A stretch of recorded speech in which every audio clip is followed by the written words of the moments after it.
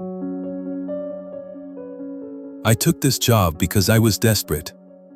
That's how these things usually start, isn't it?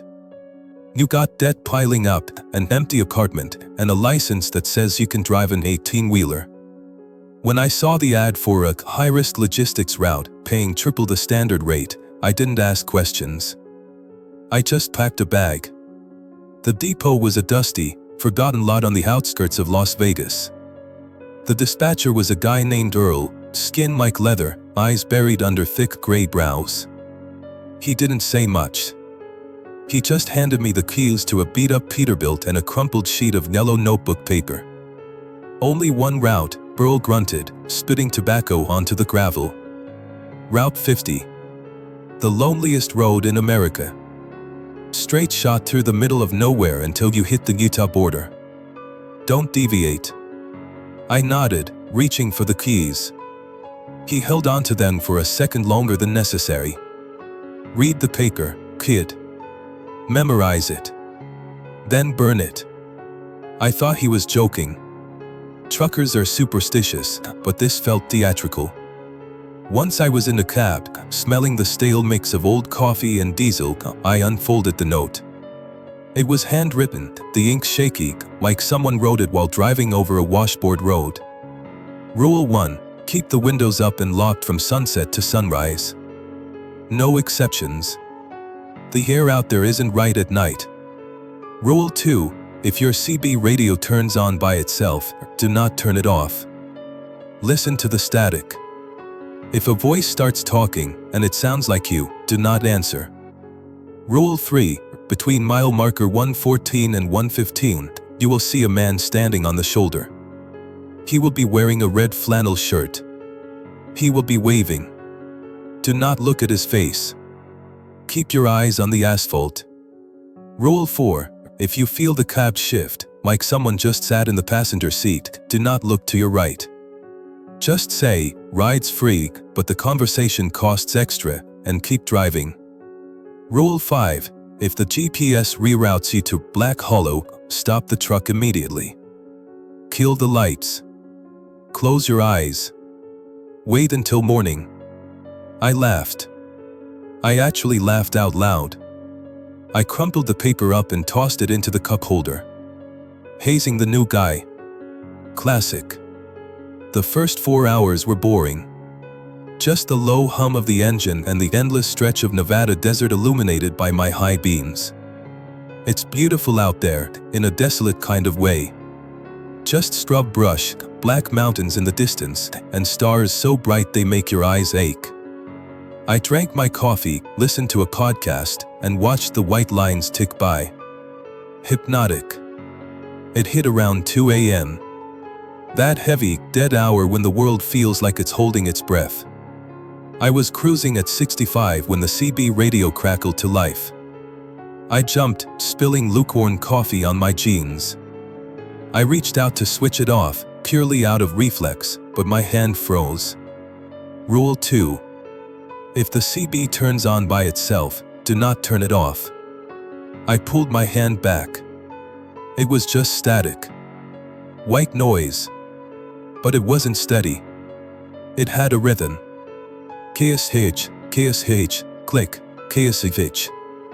Like breathing. Then, the voice cut through. "Hey, buddy. You awake?" My blood ran cold.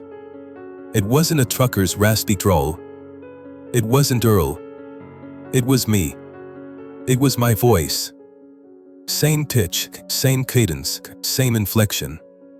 It was a recording of me speaking, but I had never said those words. "Hey, Jack," the radio voice said. "It's pretty dark out here, huh? Why don't you roll the window down? Get some fresh air." I gripped the steering wheel so hard my knuckles turned white. My heart was hammering against my ribs like a trapped bird. "Don't answer. Do not answer. Come on, Jack," my voice wheedled. It sounded amused.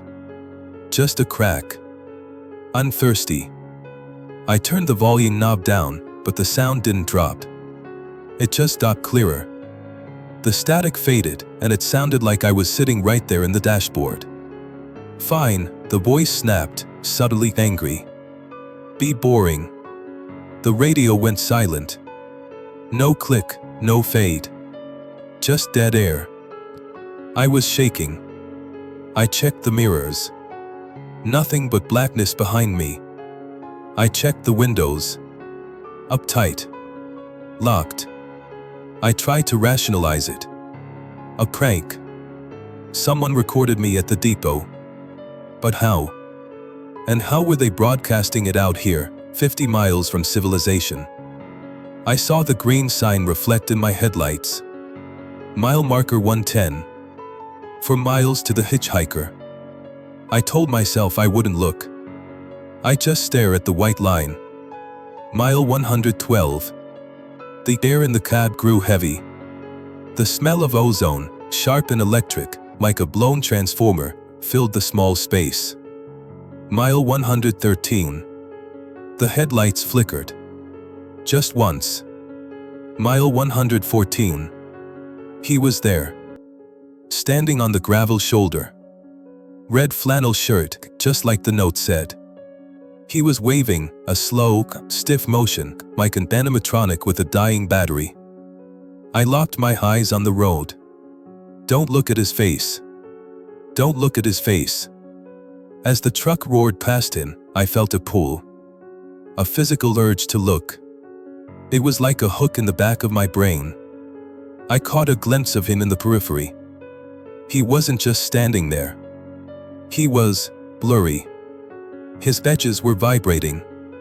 And for a split second, I swear I saw his jaw unhinged, dropping down to his chest. I slammed on the gas, pushing the rate up to 70, 75. I wanted to put distance between me and that thing. I checked the side mirror to make sure he wasn't behind me. The road behind was empty. I let out a breath I didn't know I was holding. "Jesus Christ," I whispered. Thump. The cab lurched. The passenger side dipped down. The suspension groaned under a sudden, heavy weight. My stomach dropped into my shoes. Someone, something, was in the passenger seat. The smell hit me instantly. Not ozone anymore. Rot. Wet, decaying meat and old copper pennies. The smell of a slaughterhouse floor. I stared straight ahead. The windshield was my entire world. I could hear breathing coming from the seat next to me. Wet, rattling breaths. Rule 4. My throat was dry as sandpaper. I swallowed hard, trying to summon a voice that didn't shake. "Ride's free," I croaked. But the conversation costs extra. Silence. Then, a sound. A low, guttural noise. It took me a moment to realize it was laughter. "I have money, Jack," the thing whispered. It wasn't my voice this time. It sounded like two stones grinding together. "I have so much currency." I didn't reply. I kept my foot steady on the pedal. "Look at me," it whispered. The voice moved. It wasn't coming from the seat anymore. It was right next to my ear. I could feel the cold radiating off of it. Just one peek. "I'm beautiful." Tears were streaming down my face now. I focused on the bugs splattered on the glass. No. Pity. I felt a cold, slimy hand brush against my shoulder. It lingered there, the fingers impossibly long, the nails sharp enough to prick through my flannel shirt. "Turn left here," it said. I glanced at the GPS. We were on a straight highway. There was no left. Just desert and scrub. Recalculating, the GPS chirped. The screen turned red. Turn left onto Black Hollow. Rule 5.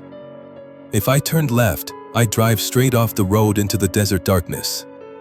If I stopped, the rule said to stop. But the rule didn't say what to do if the thing was already in the truck with you. Turn left, the thing commanded. The voice was louder now, distorted, like a speaker blowing out. I slammed on the brakes. The air brakes hissed violently. The truck skidded, the trailer jackknifing slightly before shuddering to a halt in the middle of the highway. Kill the lights, I whispered to myself. I killed the engine. The headlights died. The dashboard went dark. Pitch black. Absolute, suffocating silence. I closed my eyes. I squeezed them shut so hard seeing stops. I waited. I could hear the seat leather creak. "You're good at following rules, Jack," the voice whispered. It was back to sounding like me again. "Burl said you would be." I didn't move. I didn't breathe. "But you missed one," the voice said. "Check the bottom of the cage." I remembered the note. I remembered crumpling it up. I hadn't looked at the back.